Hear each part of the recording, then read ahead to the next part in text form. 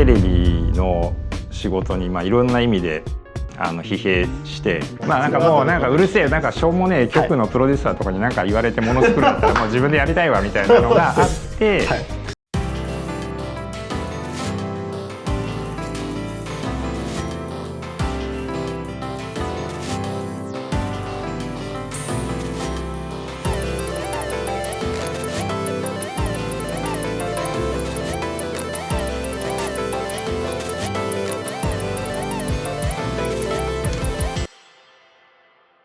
僕はイデオロギーを入れることって難しいなと思っちゃうんですよね。やっぱある意味広く皆さんに見てもらうって時にどうしても自分の考えのイデオロギーが出やすい政治ネタってやっぱ出てしまうじゃないですか。それを抑えるのも難しいし、抑えすぎるのもおかしいし、でもみんなに見てもらいたいっていう八方美人なのもおかしいしってなった時の、僕自身今実は立花隆さんを取材をしている時に、なんか政治の話ばっかりになっちゃって取材してると、これどうしたもんかなっていうのがめちゃくちゃ今困ってて、立花隆さんをやるのは難しいです、難しいですね。これはどう出しても、なんかめちゃくちゃ批判されそうな可能性がないですか？ありますあります。もう実際やってるんですか？やってますね。だからそれはすごいな。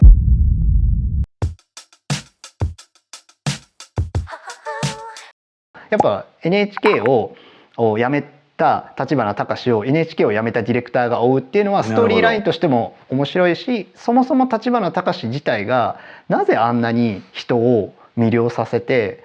批判の嵐にあるのかっていう、あの人の人物を僕はすごく気になっていて、で立花さんにも取材の当日に言ったんですけど、僕は立花さんのプロパガンダとか政治については一切触れたくないんです。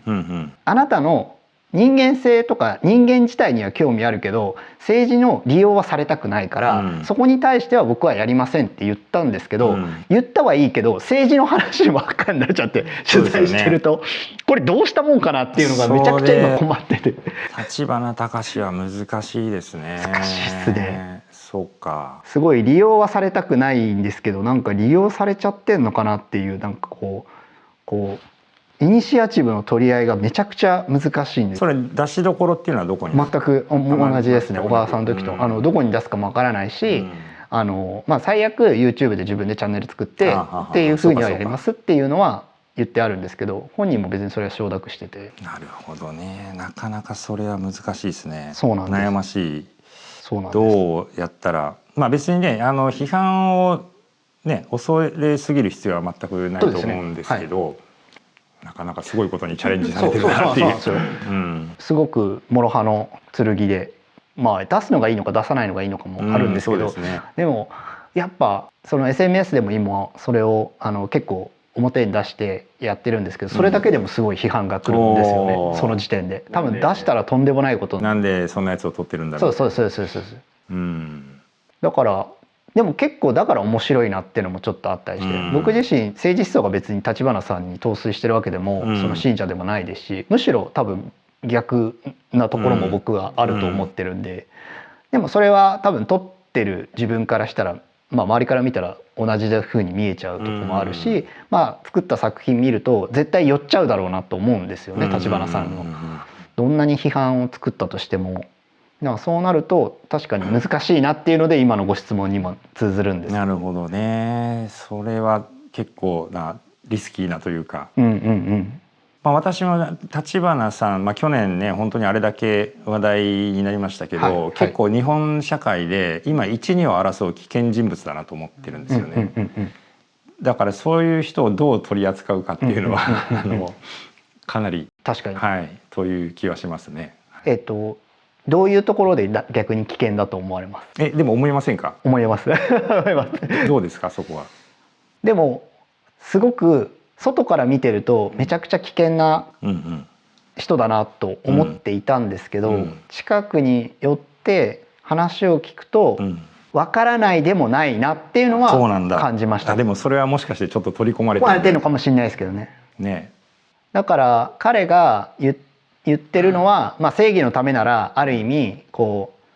極端に言うと人殺ししてもいいみたいな、多分スタンスだと思うんですよ。いやそれは全く乗れないですけど、そうですよね。だから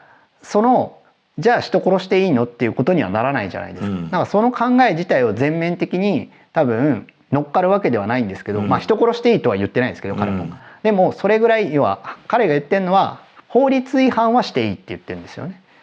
正しいことのためな。だから政治犯っていうのは別に自分の私利私欲のために法律を違反してるわけじゃないから、だから法律は違反していいけど、自分は道徳的に悪はやってないと。それは彼のなんていうかな、その正しさっていうのはどういうところなんですか。彼の正しさは、だから自分のためじゃなくて、国民のため、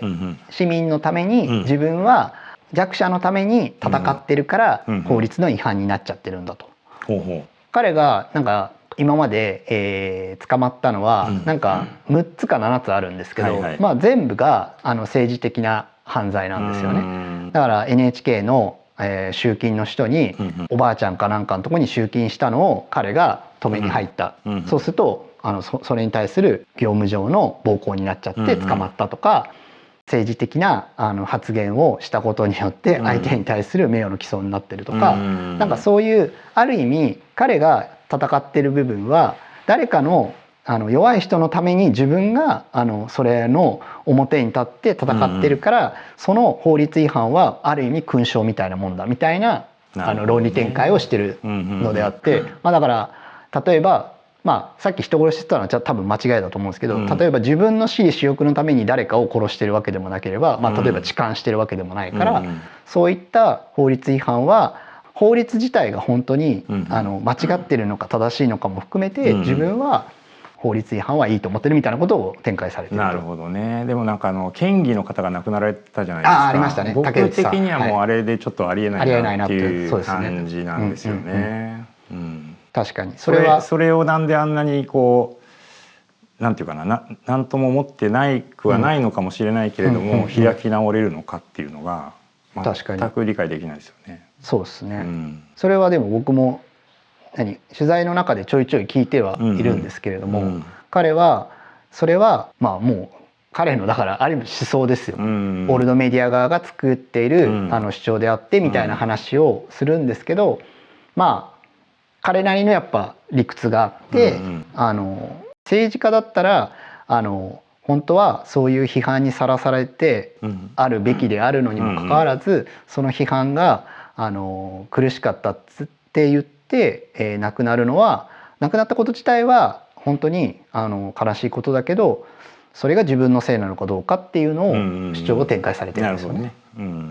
だから公人に対しての言論での主張なのに言論で返せばいいじゃないかっていう、それを死をもって表現するのは自分は政治家になるべきなんじゃなかったんじゃないかと思う存在としか思わないみたいな感じのことはおっしゃる。なんかそれを外から見てる第三者が言うならともかく、お前が言うみたいな、そうですね、私はそう思っちゃいますけどね。そうですよね。そういうふうに例えば僕もだから取材してる人に対して別にどっぷり陶酔するわけじゃなくて、違うなと思う瞬間あるじゃないですか。それに対して取材している時に違うと思ったら、どちらかというとやっぱ大島さんはこうぶつける方。まあそうですね。まあ相手にもよりますけど、ただこれまでそこまでめちゃくちゃ遠い人を取材してないので、ある程度興味とか、それからリスペクトだったりとかいう気持ちがベースにある人を取ってることが多かったので、ちょっと想像がしにくいっていうか、確かにそこまで遠いと。そうですね。しかも今のお話だとリスペクトがないといけないですもんね。だから完全にその同調して、なんていうかな、その人のプロパガンダみたいになっちゃうと、それはもう政治家だけじゃなくて、情熱大陸なんかでもそうだったんですけど、プロモーション、プロパガンダまで言わなくても、プロモーションみたいになって、気持ち悪いみたいなのあるじゃないですか。なりますね。だからなんか私は取材する時は大抵は花束とナイフをっていう言い方をしてたんですけど、花束はあなたに興味がありますとか、あなたの仕事をリスペクトしていますってことなんだけど、ナイフはやっぱり批評性で、でもこれ違いませんかみたいなことだったり、完璧な人間っていないから、そうですね、やっぱりそういうスタンスですよね。でもベースとしてはその興味関心っていうのがいい意味でのねがあったので、そのちょっと立花隆はなかなか想像しづらいっていうのはありますね。そういう意味では、うん、ある意味花束とナイフっていう今の表現すごく分かりやすいじゃないですか。その時に花束が7でナイフが3の人もいれば、花束が2でナイフが8の時もあるじゃないですか。かもしれないですね。うんうん、それは多分大島さんの多分こう取材する人はどちらかというとやっぱ花束がベースの部分でやっぱその人に対する敬意だったり尊敬みたいなのがあるっていうのがやっぱベースなんですかね。そうですね。でその花束の大小問題で言うと、今まで私が取材した人で、それが一番少なかった人は、多分平井拓也さんなんですね。小川さんの、お相手の。だけれどもそれでもある種の敬意とか関心興味ですね、これは持てたんですね。だから、ゼロではなかった。花束ももちろんナイフもありましたけど大きかったかも。彼にとって彼はね全然こんなこと言われてもうるせえなんだこいつって思うかもしれないし、映画の内容に腹も立ててると思うんですけど、でも私の中では花束もあった、平井さんに対する。でも立花隆にだったら花束ゼロになっちゃうなっていう感じなんです。なるほど、全てがナイフになっちゃうから、なっちゃいますね。だから取材が成立しないだろうなっていう感じですね。確かにな。いや正直そういう意味じゃ僕もどちらかというと多分今までは多分取材してきた人は多分大島さんとほぼ同じスタンスで、やっぱリスペクトとか自分の興味のある人に対して取材をしていたことがほとんどで、どちらかというと今の花束とナイフでいうと大体が花束の方が多い人ばっかなんですよね。やっぱもう大好きになっちゃうんで、取材相手が。だからそうなった時にある意味独立もしたし浮ついてる部分が多分僕自身にもあるから、新しい世界だったりとかストーリー性もあるなと思って世間の関心に乗せられた形で立花さんを今取材してるっていうのも事実ではあるんですよ。僕はだから全面的にじゃあ彼を興味を持って取材したかっていうよりは初めて会ったんでやっぱ SNS 上で絡んで、でもあんだけこう世の中の人をこうムカつかせたり、陶酔させたりする、その人物像っていうのは確かにどんな人なんだろうっていう興味はめちゃくちゃあったんで、面白いかもで今言っちゃった時に、さあどうするかっていうのは、今大島さんのお話を聞いて僕も今共同を感じてるのはありますけど、奥崎さんね、みたいな目ですね。そういう意味ではちょうどNHK を辞める直前に僕原和夫さんとお話をさせていただく機会がありまして、で原和夫さんともいろいろ喋ってる時に、そういうのも引っ張られたかもしれないですね。やっぱ原和夫さんの僕奥崎さんにもなんか似てるような感じがちょっとしてしまったので、僕は奥崎さんは、暴力は肯定できないんですけど、奥崎さんには結構共感できる面もあるんですよね、実は思想というか、だけど立花隆はできないな。奥崎さんの思想のどこら辺が逆にあれキャッチコピーで「生き生きて新宮」の時に「知らぬ存ぜぬは許せません」っていう「許しません」だったかなっていうコピーがあったんですよ。で本当そうだなと思ってて、要するにあれって昔の上官とか銃撃事件ですよね。上官が兵士をもう戦争が終わってたのに銃撃したりとか、あるいは人肉食があったとか、そういうことを追求するわけですけども、戦後もう時点で30年ぐらい30年以上経ってたのかな。でもう普通に市民生活を送ってる人からするともう迷惑以外の何者でもないとは思うんですけど、やっぱりその日本人の奥崎さん自体はものすごいある種の狂気の人だと思いますけど、この戦争責任っていうことを誰もなんかうやむやにしたままじゃないかっていうことですよね、彼の根本にあるのは。でそれ天皇制打倒っていうのもそうなんだけれども、やっぱねそこは狂気の人なんだけどこの点はちょっと理解できるなっていうのはあるんですよね。私はそういうふうに思ってますけど。だからある種のその人の根源にあるものがこう共感できるものであるならば、狂気として存在している人でもこう取材の対象になりうるかもしれない。かもしれないですね。だからちょっとこれ難しい話になっちゃうな。でもな、だから例えばトランプ支持者で議事堂でしたっけ、国会、はいはい、襲撃した人たち、まあ、そういうドキュメンタリーはあるか。でもなかなかこう考えが届かない人とのやり取り、ただその花束がありすぎても良くないっていうのは本当にそう思うので、実際なんか私最近ちょっと興味持ってるのはいわゆる日本の右派と呼ばれる人たちの話を聞きたいっていう気持ちってあるんですよね、すごく。でもやっぱどこかでなんかこうなるほどそれも利があるかもしれないっていう、こう一線があってほしいっていうのはまあ確かにあるんですよね。なんかおっしゃることは分かります。なんか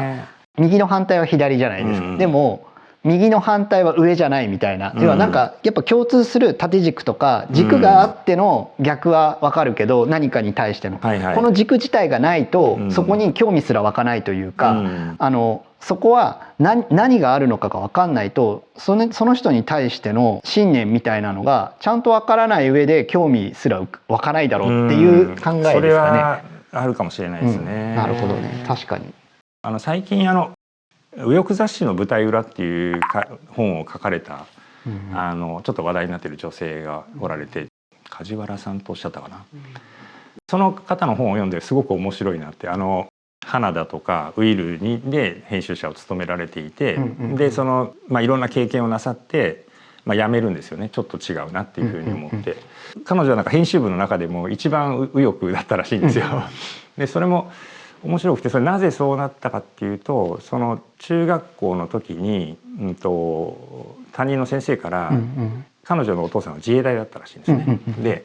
でもお父さんが自衛隊だって言うと嫌われるから公務員だって言った方がいいよっていうふうに言ったらしいんですよ。言われたらしいんですよ。でそれに対して反発を覚えていてね、お父さんが侮辱されたような思いになりますよね、それは。なりますね。はい。なるほどというふうに思って、やっぱりみんなそこの考えに至るのにはもちろん個別の背景があるから、例えば安倍晋三さんもやっぱりそのおじいちゃんへのこうなんて言うんでしょうね、思いで、岸信介さんの恨みを晴らすっていう気持ちってすごくあったと思うんですよね。でもう戦後日本のマスコミ、特に朝日新聞を代表する左派メディアがもう散々ね右翼の黒幕だったみたいな感じで岸さんをやっつけてたっていうのを晴らしたいみたいなきっとあったと思うんで、だからやっぱりみんな自分の背景を、ね、背負ってるから、私なんかも、変な言い方ですけど極左映画監督のお家のボンボンみたいなもんですから父はそんなに実は極左ではなかったんだけど、みんなそういう背景があるからね。でそういう意味で言うと、今世界的にある種の右傾化っていうのが進んでいて、これ日本もそうなわけで、なんかいろんな人でまた保守と右翼も僕は違うと思ってるので、そこには絶対グラデーションとか違いも多いから、なんかいろんな人に話を聞きたいっていうふうに思ってますね。あれはね本当に、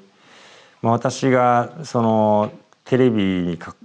わってから一番自由にものづくりができましたね。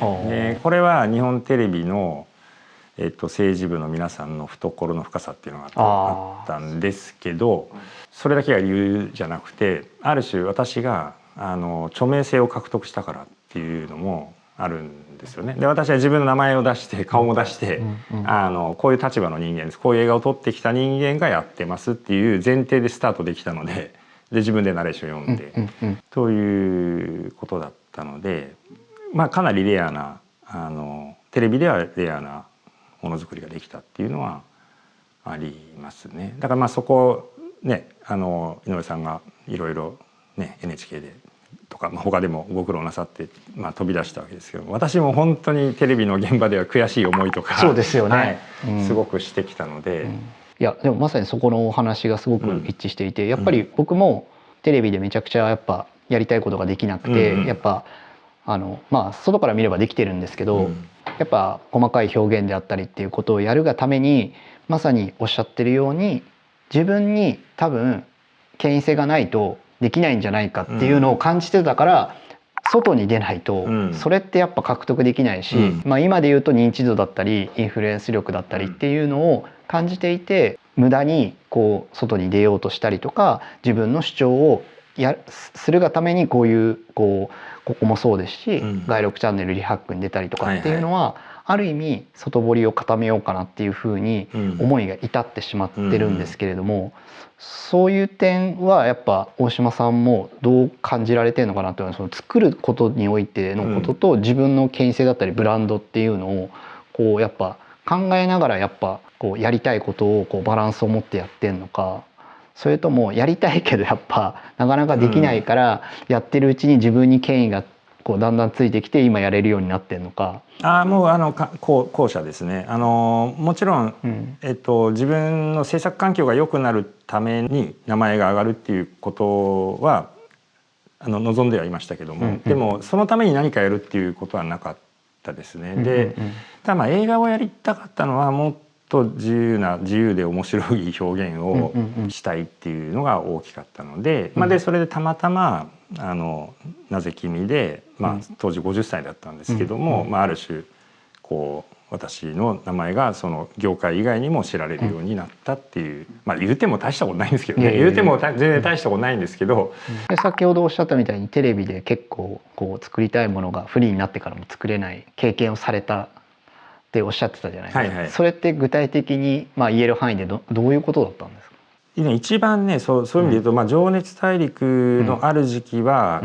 たまたま僕の興味とか番組の枠とか、あと毎日放送の、プロデューサーの方と、馬があったっていうのもあったんですけど、それは良かったんですよね。でだんだんなんか年齢が上に行って上がってきて30代後半から今度 NHK とよく仕事するようになって、結構カルチャーというかお作法にですね、結構なんかみたいな